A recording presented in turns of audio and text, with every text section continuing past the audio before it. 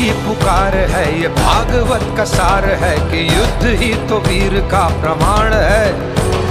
कौरवों की भीड़ हो या पांडवों का नीड़ हो, जो लड़ सका है वो ही तो महान है। जीत की हवस नहीं, किसी पे कोई वश नहीं, क्या जिंदगी है ठोकरों पे मार दो। मौत अंत है नहीं तो मौत से भी क्यों डरे, ये जाके आसमान में दहाड़ दो।